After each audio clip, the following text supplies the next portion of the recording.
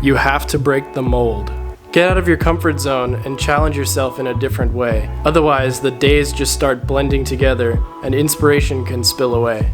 That's what my mom texted me the other day after I reached out to her telling her that no matter how motivated I felt to make YouTube videos, I just felt so stuck, and it's kind of a hard thing to explain, but I just felt like the content was getting very repetitive and I wasn't really moving in a direction that I wanted to. I know that most of you guys want to see this bumper go on the car, and I want to put it on the car, but it's just not enjoyable for me if I make 4 videos in a row just doing the same exact thing. I know that I could do work off camera, but at the same time, I feel like I want to just constantly make videos. There's no point in me working on the car if I'm not making videos about the car. So today we're going to be taking a little bit of a break from anything relating to cars, really. I mean, it relates to cars, but not very directly. It's kind of just one of those skills that I need to learn in order to advance in working on cars and really do things other than just install mods. Because honestly, like with mods, especially easy mods like lights and things like that, anybody can do that. The thing that I loved about doing the GT350 front bumper was that it was so different, and it was something that I had never done before, considering I had to like pretty much make that thing fit the car. And I went through this trial and error phase of just learning so much. It made me realize that I love learning, and that's what I love about cars the most, is that if I'm learning new things when I'm working on a car, then I feel like I'm progressing. And unfortunately, with installing mods, obviously there's some mods where I would have to learn a ton, but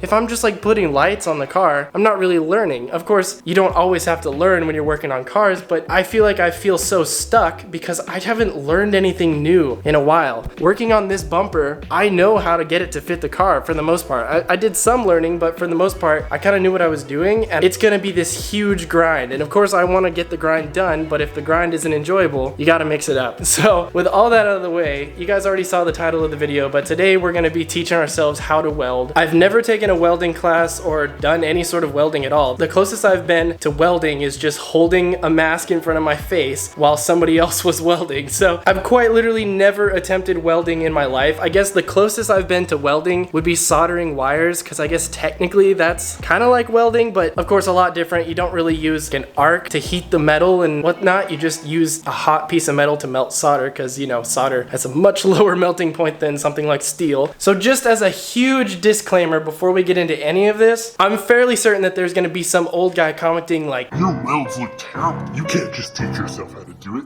You need to go and take a class. You'll never develop the skills you want to have if you pay a lot of money to take a class." Look, I get it. I'm a YouTuber. I'm not a fabricator, and I've never claimed to be a professional. But if I can get some fabrication skills under my belt by myself in my garage, that's gonna make these YouTube videos become so much more in-depth and so much more entertaining to watch, because anybody can install mods on a car. You can look up a tutorial. So many manufacturers of the mods for the cars make their own tutorial videos on how to install them, but you can't really teach somebody how to fabricate something new. You can teach them the skills to fabricate things, but there's not a tutorial for something that you made up, and that's what makes it so great. So of course, before I've started this video, I've done a lot of just background research to figure out what I needed to do. I've gone around the town talking to all the different shops and places and trying to ask questions. Where can I get some scrap metal? What's the best way to go about doing this? And I think I've got some pretty good stuff planned, but honestly, I don't know how today is gonna go. So we're gonna go ahead and jump right into things, and I'm gonna show you the setup. All right, so this is a Chicago Electric MIG welder. Basically, it's a flux welder. Is this the best welder your money can buy? Absolutely the f not. I'm pretty sure this was created to teach little babies how to weld, okay? Like, this is just such a beginner welder, and that's okay. That's perfect for what we need today. So this is also a welder that you can plug into a 20 amp fuse, which means I can plug it into the wall. You don't want to use an extension cable for these unless it's like a short one, because you'll lose amperage over the length of the extension cable and it just won't be pretty. So we're gonna have just a dedicated outlet for this. Hopefully it doesn't blow a fuse. It shouldn't, but if it does, then I will unplug the washing machine and plug it in over there. Of course, this is our welding torch. All the wire is ran through it right now, and don't ask me how that was done because I don't know how to do that yet. I have not learned how to put new wire in this. Thankfully, there's already a spool in here, so we can learn that at a later date. Today's mission is just to start laying some beads on a flat piece of steel and maybe connect a couple things. But all in all, pretty good shape. It's pretty lightly used. My dad was just using it for some small projects at the house, and he said it worked just fine for what what he was doing. This here is our matching brand Chicago Electric welding hood. It's gonna get the job done. It's got an auto dimmer. It's a little bit dusty. I'm gonna clean it off before I put it on. And yeah, it's got some settings in there. You can adjust it so that way, like if you have to stop welding for a second and then weld again, you can make it stay dark so that way it doesn't just immediately get light again. Yeah, this is probably like the nicest thing out of all of this. Probably this welding hood. This is a pretty good hood considering it was probably about like 40 to 50 bucks. Not too bad. Harbor Freight's got you covered. And then right here we've got our medium. So this is a flat piece of like 1/8 inch. I believe this is stainless steel. Don't ask me what type of stainless steel. If I had to guess, it might be like 3 or 4, but it might not even be stainless. I know it's steel, and that's good enough. Okay, we've got it on some jack stands. Of course, you don't want to put this on like wood or something like that because that will just not work out very well. It will heat things up. You don't want to put it on plastic. You got to make sure you're welding on metal. I think that's fairly self-explanatory, but also I'm not a professional. I don't know what I'm doing. Don't take it from me. And then of course, these last few items, we've got the gauntlets that we're gonna need. This is a leather welding apron, can't go wrong with leather. And then this is our slag hammer. It's cute AF, and it's gonna get the job done for us today. So that is pretty much the entire setup. It's not beautiful, but it's gonna work for today's video. But before we get into things, I have a quick announcement that I have to make, and that's that we actually have a sponsorship for the channel, I guess, or a partnership, however you want to call it. A friend of mine over at Tuner Cartoons reached out to me, and he said that he wanted to be a partner for the channel as we kind of grow, because he's growing his business just like I'm growing this channel. So you may have noticed that I have this cool t-shirt on that has a picture of the Mustang.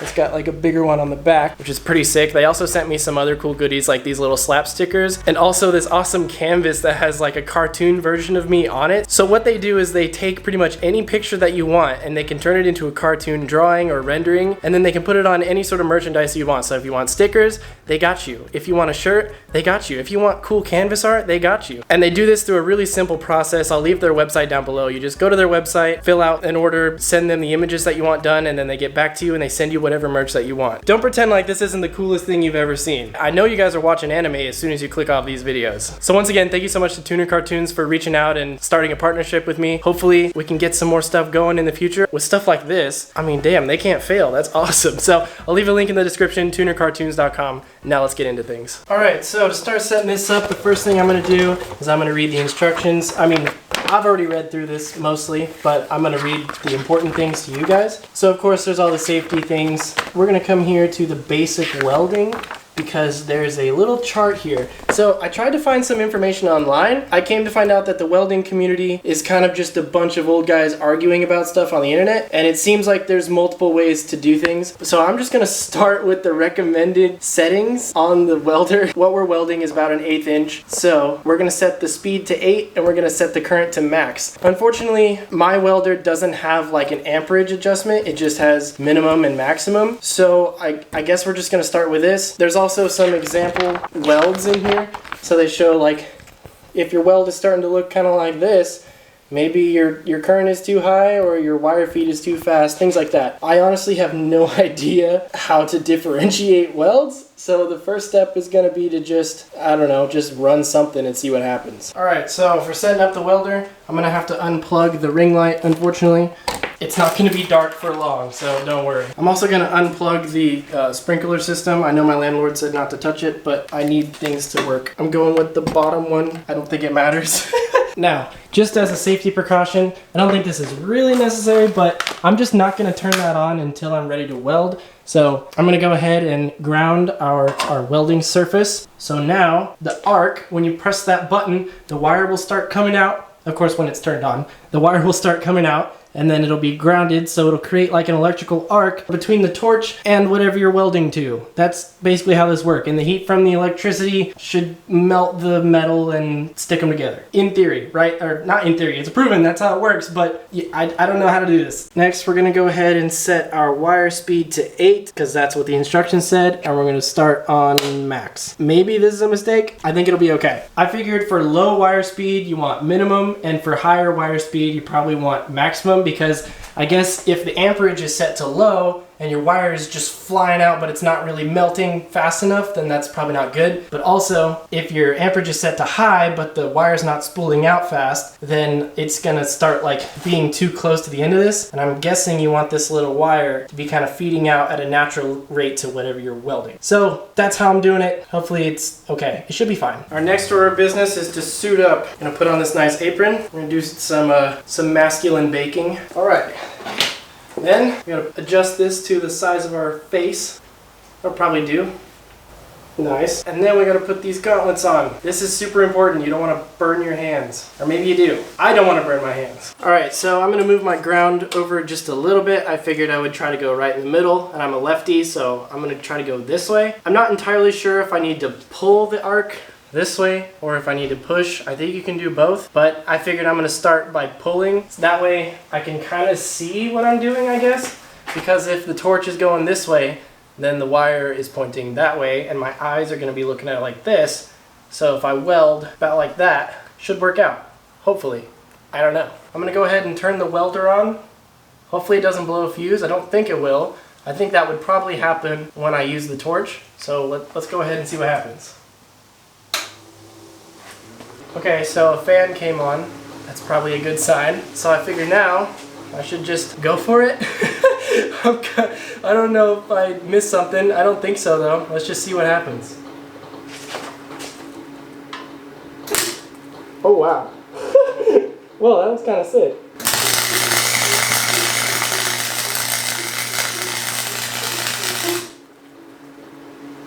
All right. I did it. So if we look at our weld based off of the chart that I was looking at, it looks like I have no idea what I'm doing. There's a little bit of splattering, so I'm thinking maybe I need to hold it a little bit closer or maybe angle it down slightly. Not entirely sure. Maybe I need to move faster, maybe slower. I don't know, but I guess I kind of got over that initial fear of like just being scared to press the button. So let's just try this again and see what happens.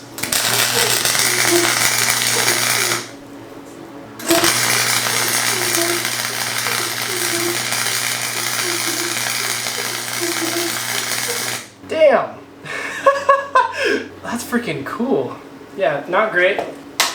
Hopefully that footage looks kind of cool. Just kind of ignore this beautiful weld right here. It was a first attempt, okay? So, I noticed that up here, I was just a little bit far away. I think when I started, I was kind of scared to like put my hand near it. So this was just kind of like a surface whatever. I don't even know. As you can see, it kind of splattered a bunch of stuff everywhere. This weld over here, it splattered a little bit less. So I think I was a little bit closer to where I needed to be. Also up here, I think I was moving a little bit too fast. So you can see that there's kind of some gaps and it's just kind of like spotty. But then over here, I think my speed was a little bit more consistent. So overall, I think I'm improving on this side. Also, don't worry, this is turned off. My speed is improving, maybe, I guess. I mean, obviously that's not beautiful, but you know what? Considering I've never welded before, I'd say just laying a bead was probably a success. The other reason I think that these settings were good was because if you look at the underside, it just started to come through. Right over here, I noticed when I moved the torch closer to the metal, I actually felt the metal kind of wobble a little bit, and that made me feel like maybe I was blowing through it, but looking at the underside, I don't think it blew through. It's kind of hard to show, but you'll just have to trust me. I don't want to touch it because it's still kind of hot. Like, it didn't blow a hole through it or anything. I just kind of see like a little mirror image of the weld on the other side. It's kind of hard to explain, but I'd say this is looking like maybe for a beginner, out of 10, this is probably like a 3, considering that this is my first time. Like I said, I have no idea what to compare myself to other than just myself, because the first attempt kind of looking like a meteorite crashed. Second attempt, maybe it's starting to look a little bit like a weld. I think also I need to get my face a little bit closer because I honestly I don't even know what I'm supposed to be looking at. Like, I just kind of see one little spark. So I guess that keeps me in the parameters of being on the piece of steel. As far as seeing what the weld looks like, I'm not really sure what I'm supposed to be looking for. Like, I have the diagrams, but as I'm welding it, I just can't even, like, I can't see anything. So maybe I need to get my face a little bit closer. Like, maybe I need to be a little bit closer in. Obviously, this is going to protect me. Hopefully, I should be able to see what I'm doing a little bit better. So we're going to try this again. Maybe run some more just beads on the other side of the steel. Just kind of see where things end up.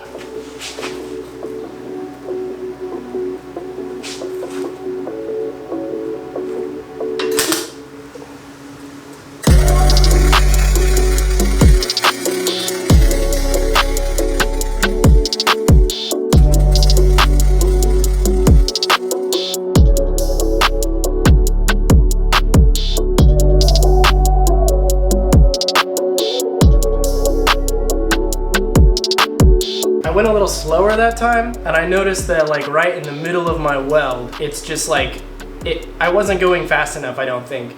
I have no idea. You guys are gonna have to tell me in the comments if you know anything about fabrication, because I don't know how I'm doing. So this middle section, that was my first attempt.